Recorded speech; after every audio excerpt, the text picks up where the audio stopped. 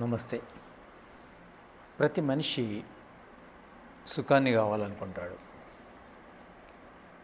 అంటే కోరికైతే సుఖం కావాలని ఉంటుంది. ఎవరు బాధపడాలనుకోరు. దుఃఖాలను దూరం చేసుకోవాలనుకుంటారు. సుఖాలు కావాలనుకుంటారు, దుఃఖాలను దూరం చేసుకోవాలనుకుంటారు. ఈ ప్రయత్నము అనేది ప్రతి మనిషిది ఏముంటుందంటే సుఖాన్ని పొందడానికి ఉంటుంది, లేదా దుఃఖాలను దూరం చేసుకోవడానికి ఉంటుంది. కానీ అలాంటి ఉద్దేశం ఉన్నా, అలాంటి ప్రయత్నం చేస్తున్నా మనుషులు దుఃఖాల నుంచి దూరం కాలేకపోతున్నారు, సుఖాలను పొందలేకపోతున్నారు. అంటే అందరూ అని కాదు, కొందరు సుఖంగా ఉంటారు, దుఃఖాలకు దూరంగా ఉంటారు. కొంతమంది ఏమో ఎంత ప్రయత్నించినా దుఃఖాలు దూరం కావు, తర్వాత సుఖం ప్రాప్తించదు. దీనికి కారణం, ఒక కారణం ఏముంటుందంటే మనిషి ప్రయత్నలోపమైన ఉంటుంది, లేదా తాను ఏదైతే దుఃఖం అనుకున్నాడో అది నిజానికి దుఃఖం కాదు, తాను ఏదైతే సుఖం అనుకున్నాడో నిజానికి అది సుఖం కాదు. అంటే మొదలు మనకు సుఖమేంటో దుఃఖమేంటో అనేది తెలియాలి. ఇక రెండవది, ప్రయత్నము బాగా చేయాలంటే దానికి సంబంధించిన జ్ఞానం ఉండాలి. అంటే సుఖమేంటో దుఃఖమేంటో అని తెలియడానికి కూడా జ్ఞానం ఉండాలి.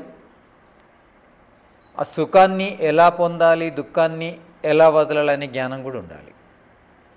అంటే ఇక్కడ మనిషి దుఃఖాల నుంచి దూరం కావట్లేదు, సుఖాలను పొందట్లేదంటే ఒకటేమో తాను సుఖం అనుకున్నది సుఖం కాకపోవచ్చు, తాను దుఃఖం అనుకున్నది దుఃఖం కాకపోవచ్చు.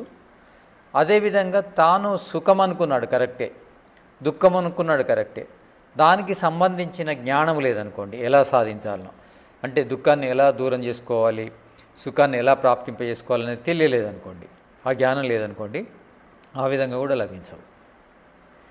మనిషి పూర్వజన్మ ఉంటుంది. ఆ పూర్వజన్మ లోపల అంటే మంచి సంస్కారాలు ఉన్న వ్యక్తికి సత్యమేంటో బాగానే అర్థమవుతుంది.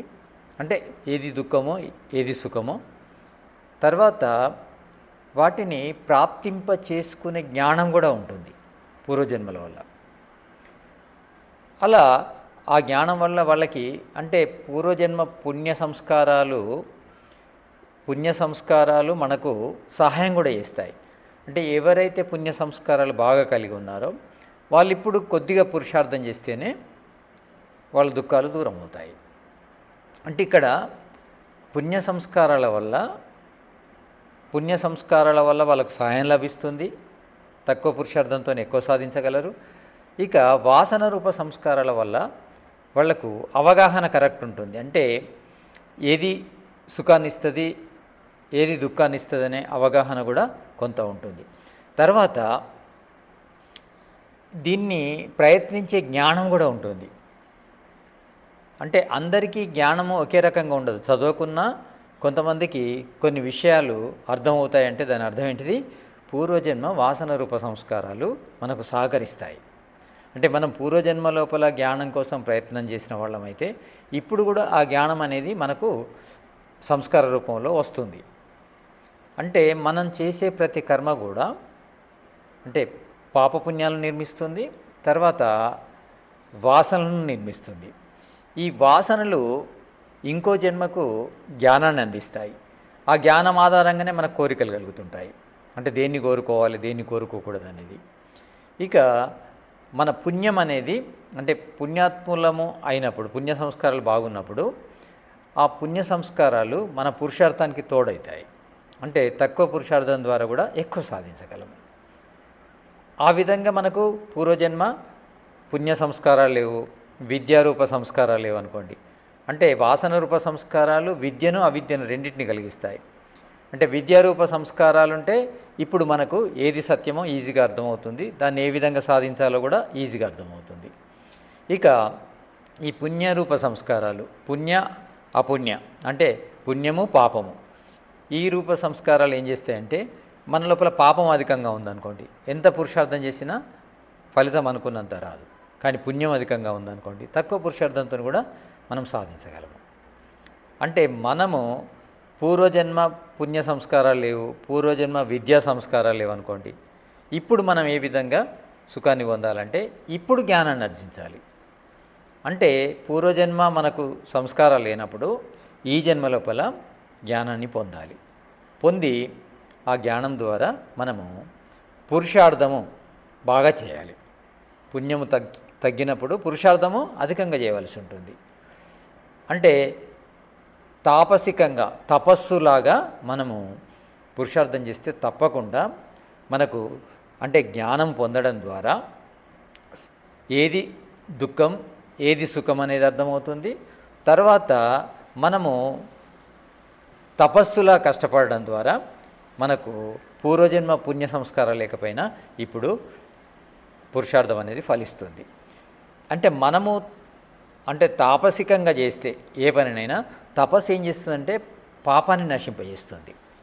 అంటే పూర్వజన్మ లోపల మనం పాపం అధికంగా చేసుకున్నాం అనుకోండి, ఆ పాపం ఇప్పుడు ఏం చేస్తుందంటే మనను కష్టపడ్డ ఫలితం రాకుండా చేస్తుంది. కనుక మనము తపస్సుతో పురుషార్థం చేసామనుకోండి, తపస్సు ఏం చేస్తుంది, పూర్వజన్మ పాపాలను నశింపజేస్తుంది. తర్వాత పురుషార్థం చేస్తాం కనుక పురుషార్థానికి తగ్గ ఫలం వస్తుంది.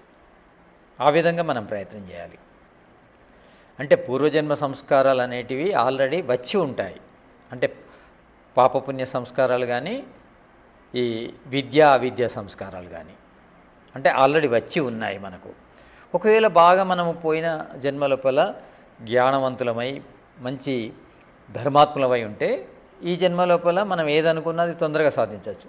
కానీ అలా లేనప్పుడు కూడా భగవంతుడు మనకు అవకాశం ఇచ్చాడు వేద జ్ఞానాన్ని. అంటే వేదముల యొక్క ఉద్దేశం ఏంటంటే దానిని అంటే పోయిన సంస్కారాల్లో అంటే పోయిన జన్మ లోపల మంచి సంస్కారాలు లేకున్నా మంచి సంస్కారాలను మనం పొందొచ్చు. అంటే ఇప్పుడు ఆ జ్ఞానాన్ని పొంది అంటే పోయిన జన్మలోని పాపాన్ని నశింపజేయడం కానీ పోయిన జన్మలోని పుణ్యాన్ని పెంచడము అనేది అప్పుడు మనం వెళ్ళి చేయలేము. కానీ ఇప్పుడు మనము ఆ పాపాన్ని నశింపజేసుకోవచ్చు, తర్వాత పుణ్యాన్ని పెంచుకోవచ్చు. అది జ్ఞానం ద్వారానే సాధ్యమవుతుంది. పాపం కూడా జ్ఞానంతోనే నశిస్తుంది. జ్ఞానం లేకుండా పాపం నశించదు, అదేవిధంగా అవిద్య నశించదు. అంటే మనము సుఖంగా ఉండాలంటే మన పురుషార్థం ఫలించాలి. పురుషార్థం ఫలించాలంటే పుణ్యము విద్యారూప సంస్కారాలు ఉండాలి. ఆ పుణ్య సంస్కారాలు విద్య రూప సంస్కారాలు మనకు లేనప్పుడు ఇప్పుడు మనం విద్యను పొందుతూ పుణ్యాన్ని చేస్తూ వాటిని సంపాదించుకోవచ్చు. ఆ విధంగా మనము మన పురుషార్థం ద్వారా దుఃఖాన్ని పూర్తిగా దూరం చేసుకోవచ్చు, సుఖాన్ని పొందవచ్చు. అందుకే జ్ఞానం కావాలి. అయితే వేదములో ఉన్న జ్ఞానము ఇంకా వివరించి ఋషులు స్మృతుల రూపంలో మనకు అందించారు. అంటే స్మృతులను మనము చదవడం ద్వారా అంటే శృతులను స్మృతులను అధ్యయనం చేయడం ద్వారా మనకు మొదలు ఏంటి సత్యం అనేది అర్థమవుతుంది. అంటే సత్యము అనేది దేని గురించి మనకు తెలియాలంటే ఏది దుఃఖం అనేది తెలియాలి, ఏది సుఖం అనేది తెలియాలి. దానికి మనకు సత్యము ముఖ్యంగా అవసరం అవుతుంది. అంటే ఏ పని చేస్తే మనకు సుఖం లభిస్తుంది, ఏ పని చేయకుంటే దుఃఖం దూరం అవుతుంది. అంటే సుఖాన్ని ఏ విధంగా పొందాలి, దుఃఖాన్ని ఏ విధంగా దూరం చేసుకోవాలనేది మనకు ఈ శృతుల్లో స్మృతుల్లో ఆ జ్ఞానం లభిస్తుంది. ఆ జ్ఞానము లభించిన తర్వాత మనము దానికి అనుకూలంగా ప్రయత్నం చేయగలము. అంటే ఆత్మ ఆనందం కోసమే ప్రయత్నం చేస్తూ ఉంటుంది. కానీ ఆనందం కోసం ప్రయత్నం చేయడంలో ఒకటి మొదలు ఏది సుఖం ఏది దుఃఖం అనేది తెలియాలి. తర్వాత సుఖాన్ని ఏ విధంగా పొందాలి, దుఃఖాన్ని ఏ విధంగా వదలాలనేది తెలియాలి. దీనికైతే జ్ఞానం అవసరం. అంటే ఈ జ్ఞానము మనం పొందితే ఆత్మ ఎప్పుడు కూడా జ్ఞానానికి అనుకూలంగానే ప్రవర్తిస్తుంది. అంటే బుద్ధిని అనుసరిస్తుంది ఆత్మ. అంటే బుద్ధి లోపల జ్ఞానము అంటే సత్య జ్ఞానము పూర్ణంగా ఉంటే ఆత్మ దేన్ని కోరుకోవాలో దాన్ని కోరుకుంటుంది, దేన్ని ద్వేషించాలో దాన్ని ద్వేషిస్తుంది. జ్ఞానం లేనప్పుడు ఏమవుతుందంటే కోరుకునే దాన్ని కోరుకోదు, ద్వేషించేదాన్ని ద్వేషించదు. ఆత్మ ఎప్పుడైనా తన జ్ఞానానికి అనుకూలంగానే తన ఇచ్ఛాద్వేషాలను నిర్మించుకుంటుంది. జ్ఞానము అంటే బుద్ధి అనేది చాలా ముఖ్యం. బుద్ధిర్ జ్ఞానేన శుద్ధితి అంటుంది మనుస్మృతి. అంటే బుద్ధి శుద్ధిగా ఉండాలంటే జ్ఞానం అధికంగా ఉండాలి. అంటే జ్ఞానము ఉంటేనే ఏది సుఖం ఏది దుఃఖం అని కరెక్ట్గా నిర్ణయించగలము.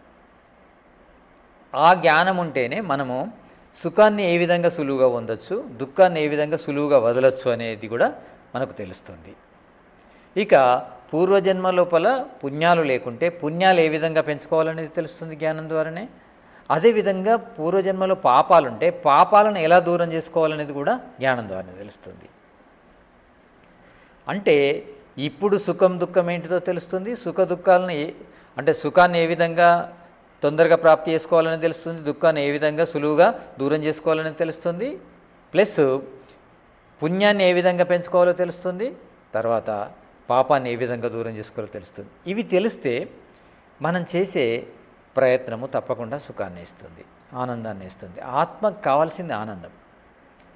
ఆనందం కోసమే ప్రయత్నం చేస్తుంది, కానీ జ్ఞానం ఆధారంగా చేస్తుంది. అంటే తనకి ఏది ఆనందం అని తెలిసిందో, ఏది దుఃఖం అని తెలిసిందో దాని ప్రకారం ఎదుగుతుంది. అంటే దుఃఖం అని తెలిసిందని తప్పకుండా ద్వేషిస్తుంది, సుఖమని తెలిసిందని తప్పకుండా ఇచ్చగిస్తుంది, అంటే కోరుకుంటుంది. అంటే ఆత్మకు ఇచ్ఛ, ద్వేషము, సుఖము, దుఃఖము, జ్ఞానము, ప్రయత్నం అనే 6 లక్షణాలు ఉన్నాయి. ఈ 6 లక్షణాలు అంటే ఆత్మ సుఖాన్ని ఎలా పొందుతుందంటే తాను కోరుకున్న దాన్ని పొందడం ద్వారా, తాను ద్వేషించిన దాన్ని వదలడం ద్వారా సుఖాన్ని పొందుతుంది.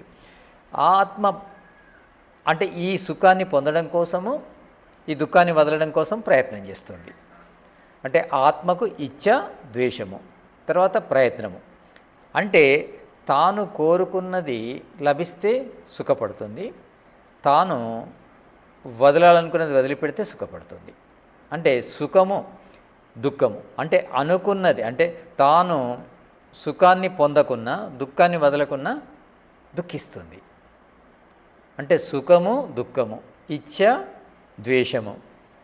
అంటే తాను దుఃఖాన్ని వదలడం కోసము, సుఖాన్ని పొందడం కోసం ప్రయత్నం చేస్తుంది.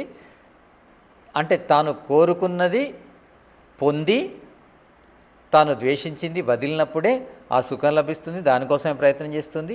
కానీ ఈ ప్రయత్నం అనేది జ్ఞానం ఆధారంగా ఉంటుంది. అంటే దేనినైతే అంటే తనకు ఉన్న జ్ఞానం ద్వారా సుఖం అనుకుందో దానికోసం ప్రయత్నం చేస్తుంది.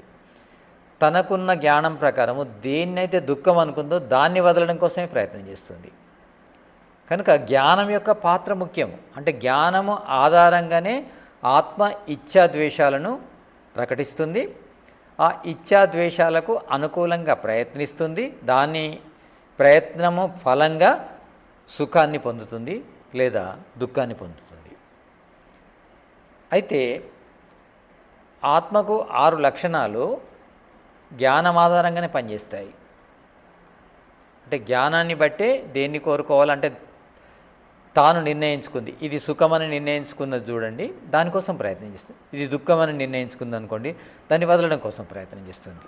ప్రయత్నము 2 రకాలు, సుఖం కోసము, సుఖాన్ని పొందడం కోసము, దుఃఖాన్ని వదలడం కోసం. ఆత్మ చేసే ప్రయత్నము 2 రకాలుగా ఉంటుంది, సుఖాన్ని పొందడం కోసము, దుఃఖాన్ని వదలడం కోసము. అయితే ఇచ్ఛను అంటే ఇచ్ఛ అంటే కోరిక, కోరిక అంటే ఇది సుఖాన్ని ఇస్తుంది అన్నప్పుడు దాని మీద కోరిక కలుగుతుంది ఆత్మకు.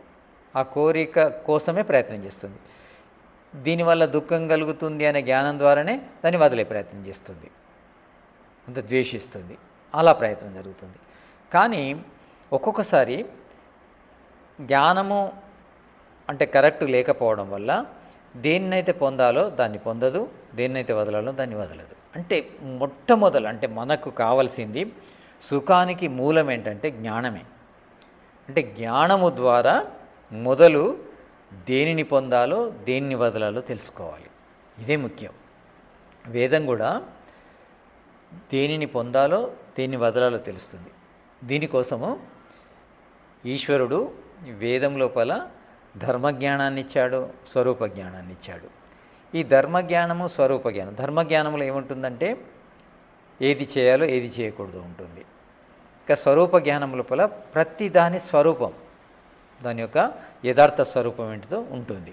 ఇవి రెండు అవసరమే. మనము సత్యాన్ని తెలుసుకోవాలంటే స్వరూప జ్ఞానం అవసరమే, కర్మ జ్ఞానం అవసరమే. ఈ రెండు జ్ఞానాలు ఉన్న వ్యక్తి తప్పకుండా దుఃఖాలను వదులుతాడు, సుఖాలను పొందుతాడు. అంటే ఆ ప్రయత్నం అనేది నిజంగా సుఖప్రాప్తి కోసమే ఉంటుంది, నిజంగా దుఃఖ విమోచన కోసమే ఉంటుంది. అంటే శాస్త్రాల లోపల సుఖప్రాప్తి కంటే కూడా దుఃఖ విముక్తి గురించి ఎక్కువ చెప్పడం జరిగింది. సుఖము అంటే దుఃఖము దూరమైతే తప్పకుండా సుఖంగానే ఉంటుంది జీవితం. దుఃఖాలను మొదలు దూరం చేసుకోవాలి. దుఃఖాలను దూరం చేసుకోవడం అనేది ప్రథమంగా ఉండాలి. అంటే మనుషులు కూడా, అంటే ప్రయత్నశీలురైన మానవులందరూ కూడా 3 వర్గాలు ఉంటారు. అంటే ఉన్నతమైన వర్గము, మాధ్యమిక వర్గము, తర్వాత అధమ వర్గము.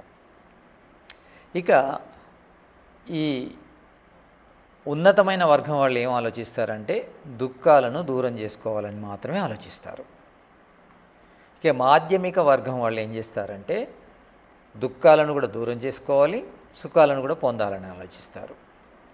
ఇక అందరికంటే అధమ వర్గం వాళ్ళు కేవలం సుఖాలు పొందడం కోసమే ప్రయత్నం చేస్తారు. అంటే ఎవరైతే అధమ వర్గంలో ఉన్నారో వాళ్లకు నిజానికి ఆనందం అనేది తొందరగా లభించదు. అందరికంటే ఆనందం ఎవరికి మొదలు లభిస్తుందంటే నాకు దుఃఖాలు దూరమైతే సరిపోతుంది అని ఆలోచించే వ్యక్తికి మొదలు ఆనందం ప్రాప్తిస్తుంది. ఇక నాకు దుఃఖాలు కూడా దూరం కావాలి, సుఖాలు కూడా ప్రాప్తించాలనే వ్యక్తికి సమయం కూడా మాధ్యమికంగానే ఉంటుంది. అంటే ఉన్నత వర్గం వాళ్ళకంటే సమయం కొంచెం ఎక్కువ పడుతుంది. ఇక నాకు కేవలం సుఖాలు కావాలనుకునే వ్యక్తికి చాలా సమయం పడుతుంది. అంటే మానవులు తన సంకల్పానికి అనుకూలంగా సుఖాన్ని పొందగలరు. అంటే సంకల్పము దుఃఖ విముక్తి అనేది ఉంటే తప్పకుండా ఆనంద ప్రాప్తి తొందరగా కలుగుతుంది. ఇక దుఃఖ విముక్తి, సుఖప్రాప్తి రెండు ఆలోచించే వ్యక్తులకు కొంత సమయం పడుతుంది. ఇక కేవలం నాకు సుఖమే కావాలనుకున్న వ్యక్తికి చాలా సమయం పడుతుంది అతడు దుఃఖాల నుంచి దూరమై ఆనందాన్ని అనుభవించడానికి. అందుకే మొదలు ఆనందంగా ఉండాలనుకున్న వ్యక్తి దుఃఖ విముక్తి కోసం ప్రయత్నం చేయాలి. శాస్త్రాలన్నీ కూడా దుఃఖ విముక్తి కోసమే చెప్తున్నాయి. ఆ దుఃఖ విముక్తి అయితే సుఖప్రాప్తి అనేది కలుగుతూ ఉంటుంది అంతే. దానికోసం ప్రత్యేకంగా ఆలోచించవలసిన అవసరం లేదు. కనుక మనము దుఃఖ విముక్తి కోసం ప్రయత్నం చేయాలి. అందుకే శాస్త్రం లోపల త్రివిధ దుఃఖాలని చెప్పడం జరిగింది. అంటే దుఃఖాలను స్థూలంగా విభజిస్తే 3 రకాలు. అంటే ఆధ్యాత్మిక దుఃఖాలు, ఆది భౌతిక దుఃఖాలు, ఆది దైవిక దుఃఖాలు. ఆధ్యాత్మిక దుఃఖాలంటే మన ద్వారా మనకు కలిగే దుఃఖాలు. అంటే దుఃఖాలను స్థూలంగా 3 రకాలుగా విభజించారు. అంటే 3 రకాల కారణాలు ఉన్నాయి మన దుఃఖాలకు. 3 రకాల కారణాల లోపల మొదటి కారణం ఏంటిది? మన ద్వారా మనకు దుఃఖాలు కలుగుతాయి. తర్వాత ఇతర జీవుల ద్వారా దుఃఖాలు కలుగుతాయి.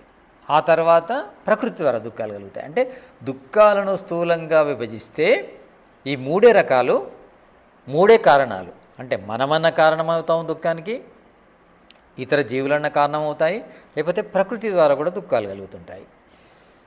త్రివిధ దుఃఖ అత్యంత నివృత్తే ఈ పురుషుడి యొక్క అత్యంత పురుషార్థం అవుతుంది. అంటే మనము త్రివిధ దుఃఖాలను దూరం చేసుకోవడమే మానవ జన్మ ముఖ్య ఉద్దేశం. అంటే కేవలం మానవ జన్మలో మాత్రమే ఈ త్రివిధ దుఃఖాలను దూరం చేసుకునే అవకాశం ఉంది. ఇంకే జన్మలో అది సాధ్యం కాదు. కనుక ఈ మానవ జన్మలోనే మనము ఈ త్రివిధ దుఃఖాల నుంచి అత్యంత నివృత్తిని పొందాలి. అత్యంత అంటే ఈ మూడిట్లో ఏ దుఃఖం కూడా అసలే కలగకూడదు. అలాంటి స్థితి అనేది చాలా ముఖ్యం. అంటే దానికోసమే జ్ఞానం కావాలి. మన ఈ శృతులు స్మృతులు చెప్పేది ఏంటంటే అత్యంత దుఃఖ నివృత్తిని ఎలా పొందాలి. అత్యంత దుఃఖ నివృత్తి కలిగితే అత్యంత సుఖప్రాప్తి కలుగుతుంది. అత్యంత దుఃఖ నివృత్తి మనకు ఈ వివేక జ్ఞానం ద్వారా లభిస్తుంది. వివేకము అనేది మనలో ఎంత పెరుగుతుంటే అంత మనకు అంటే వివేకము పెరుగుతున్న కొలది మనలో దుఃఖాల నుంచి దూరం అయ్యే జ్ఞానం వస్తూ ఉంటుంది. అంటే వివేకం పెరగడము లేదా అవివేకం నశించడం. అంటే ఇక్కడ దుఃఖ విముక్తి గురించి అవివేకాన్ని నశింపజేసుకోవాలి. అంటే అవివేకం ఎంతైతే నశిస్తుందో అంత దుఃఖాల నుంచి దూరం అవుతుంటాము. అంటే అవివేకము 100% నశించిందనుకోండి, దుఃఖాలు కూడా 100% మన నుంచి దూరం అవుతాయి. అంటే అవివేకం పర్సెంటేజ్ మీద దుఃఖాల పర్సెంటేజ్ డిపెండ్ అయ్యింది. అంటే ఎంత అవివేకం ఉంటే అంత దుఃఖం ఉంటుంది, ఎంత అవివేకం నశిస్తే అంత దుఃఖం నశిస్తుంది.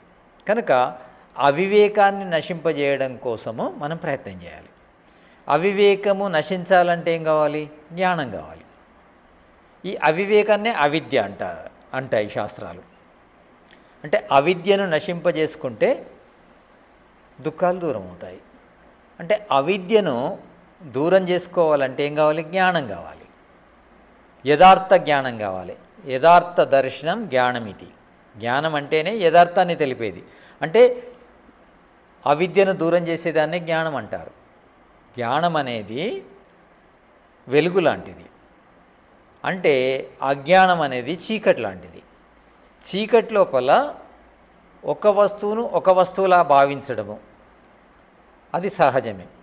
అదేవిధంగా అజ్ఞానం లోపల కూడా ఒక వస్తువును ఒక వస్తువులా అనుకుంటాము. దీన్ని అవిద్య అంటారు. వస్తువు యొక్క యథార్థ స్థితిని తెలిపేదే జ్ఞానం. యథార్థ దర్శనం జ్ఞానమితి. అంటే జ్ఞానాన్ని పొందడం ద్వారా యథార్థ దర్శనం కలుగుతుంది. కనుక అవిద్య అనేది దూరం అవుతుంది. అంటే అవిద్యను దూరం చేసుకుంటే దుఃఖ విముక్తి కలుగుతుంది. అందుకే యోగశాస్త్రం లోపల కూడా అవిద్య, అస్మిత, రాగము, ద్వేషము, అభినివేశం అని 5 క్లేశాలని చెప్పడం జరిగింది. క్లేశాలు అంటే కష్టాన్ని కలిగించేవి. కష్టాన్ని కలిగించేవి ఈ అవిద్య సంతానాలే. అంటే అవిద్య ఉంటే అస్మిత ఉంటుంది, రాగం ఉంటుంది, ద్వేషం ఉంటుంది, అభినివేశం ఉంటుంది. అంటే అవిద్యను దూరం చేసుకుంటే ఇవి దూరం అవుతాయి. అందుకే ఈ వర్గాన్ని, అవిద్య వర్గాన్ని అవిద్యతోనే చెప్పడం జరుగుతుంది. అవిద్య అంటే అందులో అవిద్య ఉంది, అస్మిత ఉంది, రాగం ఉంది, ద్వేషం ఉంది, అభినివేశం ఉంది. ఈ 5 తొలగాలంటే విద్యనే కావాలి. విద్య మాత్రమే ఈ క్లేశాలను తొలగించగలదు, ఈ అవిద్యను తొలగించగలదు. అంటే ఒక అవిద్య గురించి మనం ఆలోచిస్తే అనిత్యాన్ని నిత్యం అనుకోవడము, అశుచిని శుచి అనుకోవడము, అనాత్మను ఆత్మ అనుకోవడము, సుఖాన్ని దుఃఖం అనుకోవడము. అంటే అవిద్యను 4 వర్గాలుగా విభజించడం జరిగింది. అంటే అలా అంటే ఒకదానికొకటి అనుకోవడం అని, ఒకదానికి ఒకటి అనుకోవడం వల్లనే మనము దుఃఖాల్లో ఉన్నాము. దేన్ని ఏ విధంగా అనుకోవాలో ఆ విధంగా అనుకుంటే దుఃఖం ఏముండదు. అంటే చీకటి వల్ల దుఃఖం ఉంది, చీకటి నశిస్తే దుఃఖం అనేది ఉండదు. అంటే యథార్థ జ్ఞానం మనకు కలుగుతుంది కనుక దేన్ని ఏ విధంగా అంటే తెలుసుకోవాలో అదే విధంగా తెలుసుకుంటాం. అంటే అది ఎలా ఉందో అలానే అనుకోవడము విద్య అవుతుంది. అది ఉన్నదానికంటే వేరే రకంగా అనుకోవడం అవిద్య అవుతుంది. దీని కారణం ఏంది? చీకటి. ఏ విధంగానైతే భౌతిక వస్తువులు చీకటిలో కనిపించవో అదేవిధంగా ఈ అన్ని రకాల పదార్థాల యొక్క జ్ఞానం లేకుంటే యథార్థ స్థితి అనేది మనకు తెలియదు. అంటే జ్ఞానమును అందుకోసం పొందాలి.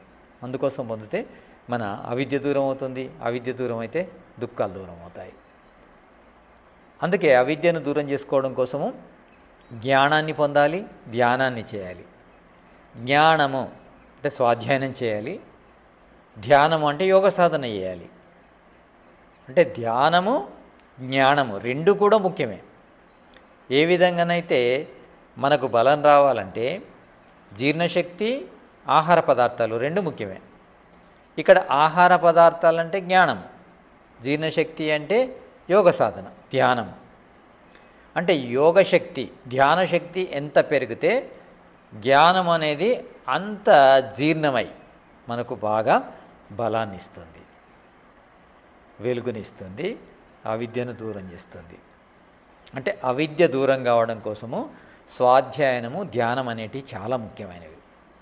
స్వాధ్యాయనం చేస్తూ అంటే ఆహారాన్ని సేకరిస్తూ దాన్ని బాగా వంట పట్టేటట్టు జీర్ణం చేసుకోవాలి. ఆ వంట పట్టే విధంగా జీర్ణం చేసే శక్తి యోగ సాధనకు ఉంటుంది, అంటే ధ్యాన సాధనకు ఉంటుంది.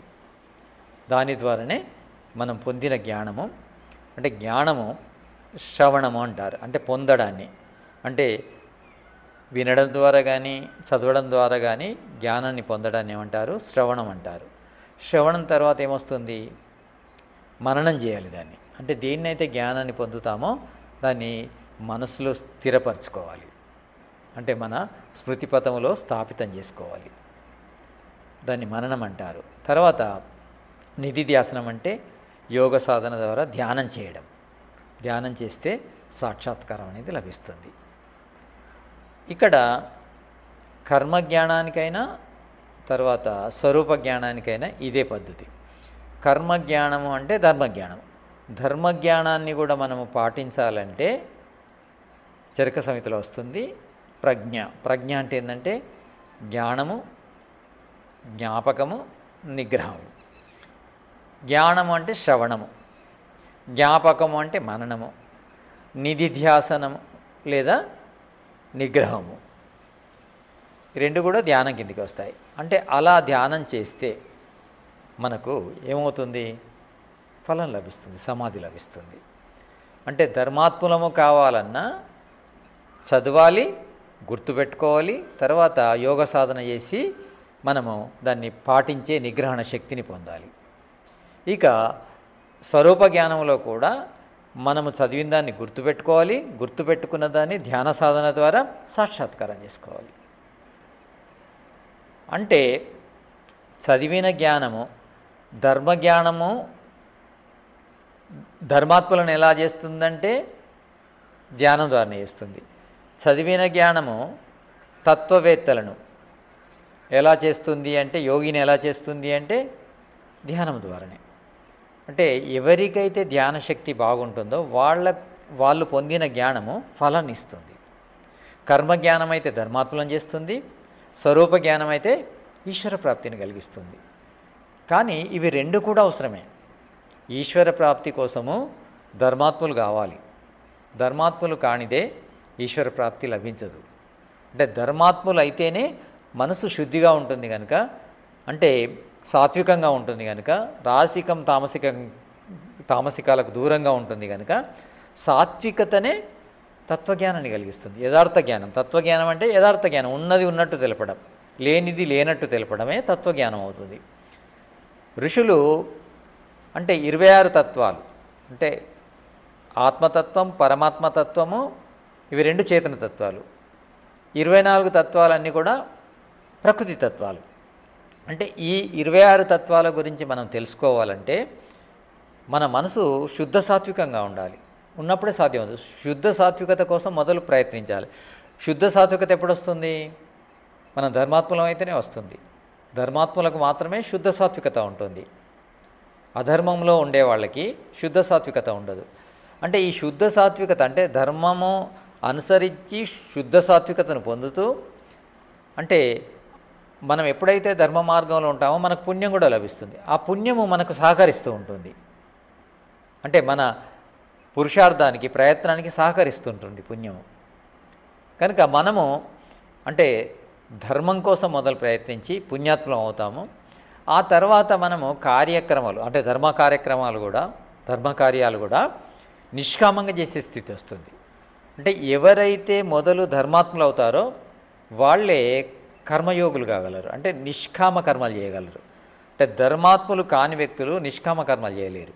మొదలు ధర్మాత్ములు కావాలి, అంటే ధర్మజ్ఞానాన్ని పొంది ధర్మాత్ములమై ఆ తర్వాత మనము ధర్మాన్ని కూడా నిష్కామంగా చేయడం, అంటే పుణ్యకర్మలు కూడా నిష్కామంగా చేయడము నిష్కామయోగం లేదా కర్మయోగం అంటారు. అంటే అలా చేస్తూ మనం తత్వాల గురించి ఆలోచిస్తే తప్పకుండా తత్వాల దర్శనం కలుగుతుంది. అంటే ధర్మాత్ములు కాకుండా తత్వాల దర్శనం అనేది అసంభవం అవుతుంది. కనుక మనము ధర్మకార్యాలు చేస్తూ తర్వాత నిష్కామాన్ని పొంది, అంటే కోరికలను తగ్గించుకుంటూ తత్వాల అభ్యాసం చేస్తే తత్వాల దర్శనం కలుగుతుంది. 24 తత్వాలు ప్రకృతి తత్వాలు తెలుస్తాయి. ఆ తర్వాత 25వ తత్వం అయిన ఆత్మ తెలుస్తుంది. ఆ తర్వాత 26వ తత్వం అయిన పరమాత్మ తెలుస్తాడు. అంటే మన సాధన అనేది ధర్మం నుంచి ప్రారంభించాలి. ఆ ధర్మాన్ని మనం పాటించాలంటే మనకు జ్ఞానం కావాలి. అంటే జ్ఞానము ఉన్నప్పుడే మనము ఏది సుఖాన్ని ఇస్తుంది, ఏది దుఃఖాన్ని ఇస్తుంది అనేది తెలుసుకుంటాము. సుఖాన్ని ఇవ్వడం కోసము, అంటే సుఖాన్ని ఇచ్చేదాన్ని పొందడం కోసం ఏం చేయాలో తెలుస్తుంది, దుఃఖాన్ని వదలడం కోసం ఏం చేయాలో మనకు తెలుస్తుంది. అన్నీ కూడా జ్ఞానం ద్వారానే. అందుకే మనిషిగా పుట్టిన వ్యక్తి జ్ఞానాన్ని పొందడమే ప్రధాన లక్ష్యంగా పెట్టుకోవాలి. మానవ జన్మ సఫలీకృతం కావాలంటే మనం పొందే జ్ఞానం మీద ఆధారపడి ఉంటుంది. అంటే ఎక్కువ జ్ఞానాన్ని పొందితే మన జన్మ సఫలీకృతం అవుతుంది. అంటే అందుకే ఈశ్వరుడు 4 వేదాలను ప్రకటించాడు. ఆ 4 వేదాల జ్ఞానాన్ని మనకు అర్థం చేయడం కోసం ఋషులు స్మృతుల రూపంలో జ్ఞానాన్ని ఇచ్చారు. ఈ శృతులు స్మృతుల ద్వారా మనము సత్య జ్ఞానాన్ని పొంది ధర్మాత్ములమై ఆ తర్వాత తత్వ సాధన చేసి ఆ తత్వాల జ్ఞానాన్ని పొంది మోక్షాన్ని సాధిస్తాము.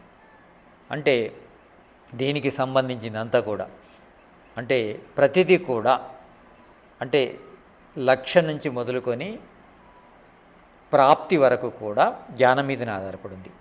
అంటే దేన్ని లక్ష్యంగా పెట్టుకోవాలనేది జ్ఞానమే చెప్తుంది. ఆ లక్ష్యాన్ని ఎలా ప్రయత్నం చేయాలనేది జ్ఞానమే చెప్తుంది.